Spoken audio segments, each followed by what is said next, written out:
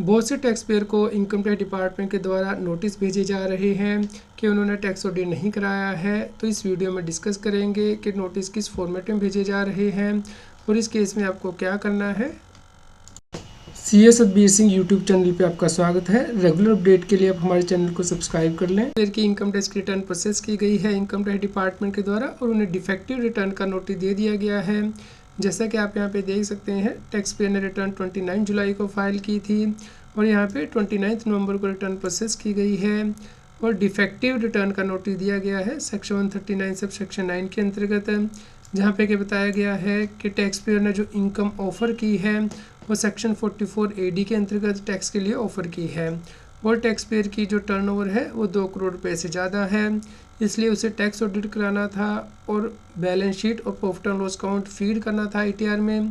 तो यहाँ पे टैक्स पेयर को कहा गया है कि उसकी टर्नओवर 2 करोड़ से ज़्यादा थी, इसलिए उसे इनकम टैक्स एक्ट के अंदर टैक्स ऑडिट कराना था। तो आप अपनी टैक्स ऑडिट रिपोर्ट फाइल कीजिए, अदरवाइज़ आपकी इनकम टैक्स की रिटर्न को इनवैलिड कर दिया जाएगा। तो दोस्तों समझते हैं कि इसके लिए इनकम टैक्स में क्या प्रोविज़न दी गई है।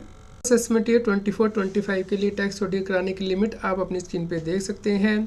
यदि कोई व्यक्ति बिजनेस कर रहा है और उसकी टर्नओवर 1 करोड़ से ज़्यादा होती है तो उससे टैक्स ऑडिट कराना होता है, लेकिन यदि व्यक्ति की टर्नओवर 10 करोड़ रुपए तक भी है तो भी उसे टैक्स ऑडिट कराने की आवश्यकता नहीं है। लेकिन इस केस में एक और रिस्ट्रिक्शन है रिसीट और पेमेंट की। उसकी जो कैश रिसीट है 5% और टोटल रिसीट से ज़्यादा नहीं होनी चाहिए और जो कैश पेमेंट है वो भी 5% और टोटल पेमेंट से ज़्यादा नहीं होनी चाहिए।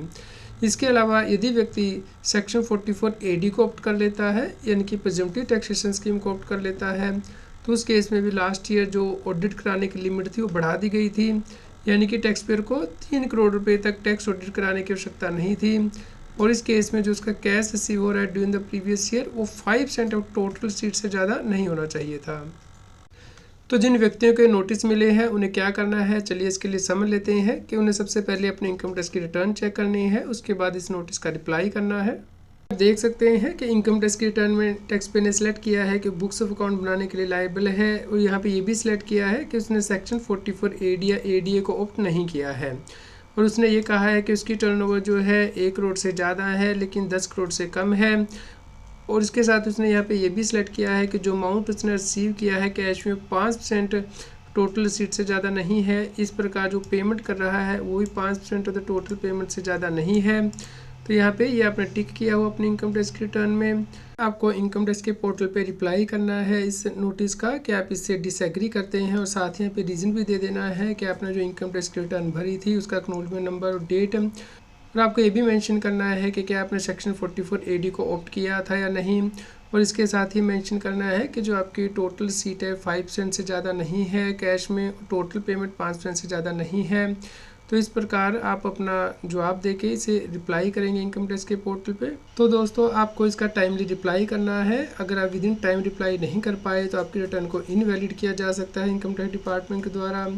यदि आपका कोई क्वेश्चन हो तो आप हमें वीडियो के नीचे कमेंट करके ज़रूर बताएं। कृपया लाइक करें और शेयर करें ताकि सभी लोगों तक ये जानकारी पहुंच पाए और वो इनकम टैक्स की कंप्लायंस कर पाएँ। इनकम टैक्स की और अधिक जानकारी के लिए आप CA Satbir Singh YouTube channel पे जाके प्लेलिस्ट में जाके टॉपिक वाइज प्लेलिस्ट देख सकते हैं कि इनकम टैक्स में कौन से नए बदलाव हो रहे हैं, जैसे कि इनकम टैक्स अपडेट के अंतर्गत या फिर डायरेक्ट टैक्स कोड के अंतर्गत। रेगुलर टैक्स अपडेट के लिए इस चैनल को सब्सक्राइब करें। आप हमें Telegram app CA Satbir Singh टैक्सिल पे ज्वाइन कर सकते हैं ताकि आप GST और इनकम टैक्स के रेगुलर अपडेट अपने मोबाइल पर ही प्राप्त कर सकें।